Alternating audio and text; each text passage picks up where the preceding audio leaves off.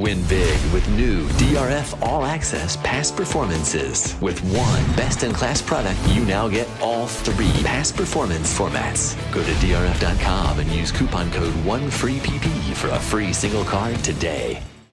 Hi, everybody. Dan Illman, Mike Beer for Kentucky Derby Prep Recap, taking a look at the Ainsworth Turf Sprint at Kentucky Downs, 3/4 of a mile. $2 million is the purse, and it features a horse that many might consider the best sprinter in the country, regardless of surface. Let's break from the gate. Post position 4, it's Cogburn. You remember his previous start at Saratoga. What did he break? The world record going 5.5 furlongs. Here he had to go 6 over a very quirky turf course. Yeah, a turf course that he had been defeated over last year, Dan. It's still his only loss on the grass in his career. Has no trouble handling the Kentucky Downs surface this time. I mean, he makes the lead relatively easily in here, and there's never really an anxious moment for this horse against a rock-solid field. Not only a rock-solid field, but this is a pretty solid pace for this going. And the other horses that are up close to the pace, well, they're nowhere near the wire. We could talk about some of them coming from the back of the pack. The European Raider Kadem is going to run second, but turning for home right here into the long Kentucky Downs stretch, you have a feeling they're all in big trouble because Cogburn is swinging. Yeah, he just was very confidently ridden throughout here. Irad made the lead with him and then just sort of kept it measured. He stayed off the inside the entire way. He just kept it measured until they passed the quartered pole. They shook him up there in the upper stretch, and this horse just settles it quickly in here. He gives these horses no chance.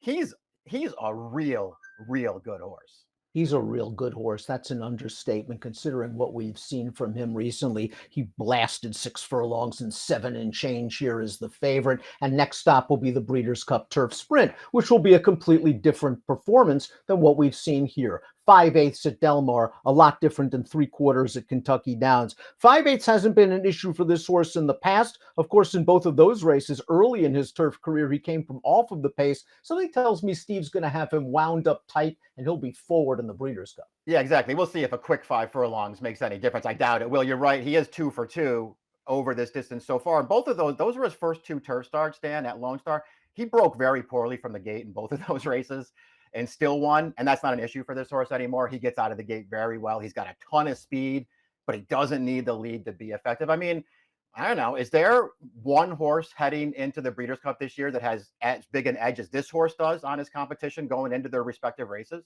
I don't think so. Even with the defending Breeders' Cup Turf Sprint champion, the 4th place finisher in this race, No Balls, likely still racing himself back into shape. This was only his 2nd start since winning the Breeders' Cup last year at Santa Anita.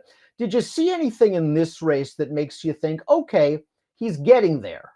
Yeah, maybe. I mean, I thought he ran fine. You were mentioning the pace of this race, Dan, where nobody was really around, but outside of Cogburn, but Nobles was right up close in here, sitting in between and behind Cogburn on the lead. He got clear in the stretch. He took a shot at it.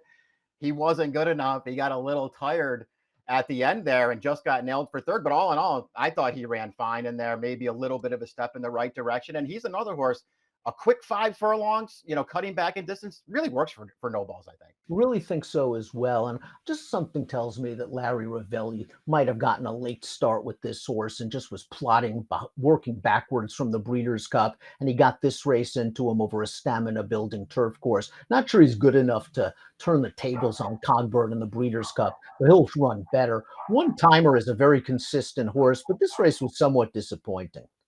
Yeah, and he's especially for a horse who seems like he really likes this Kentucky Downs turf course. He just never really landed a blow in this race and was just sort of a mediocre 6. There was sort of a bunched up finish there for the leftovers behind the 1-2 finishers, Dan. And it didn't seem like any of those horses had real excuses as far as I could tell.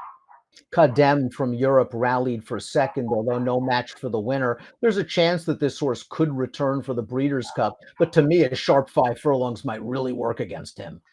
I wonder if it will too. I mean, he's a pretty good horse though, and he ran really well in here because it's not like he had a perfect trip in this race. There was pace for him to run at, obviously, but did a little traffic there down to about the 8th pole before he got clear. He ran at the end of this race. He's a multiple Group 1 winner overseas. This is a good horse. I don't know if 5 furlong works for him either at Del Mar.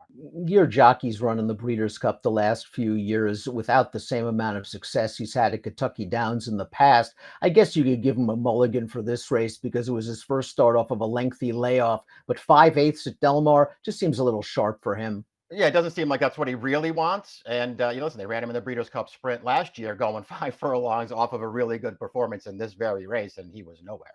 Did you see any trips from anyone else in this race that would make you interested in following them, whether it be in the Breeders' Cup or perhaps something a little bit more reasonable? I mean, I really didn't. I mean, it seemed this to me was the kind of race where, and obviously, listen, it's Kentucky Downs, so you always have to remind yourself to not get too caught up in the poor performances from some horses over this quirky turf course. But to me, this race was all about Cogburn, maybe a little bit of the runner-up, although there are things working against him, and No Balls, who I feel like did take a step forward in here and could move forward one more time at the Breeders' Cup.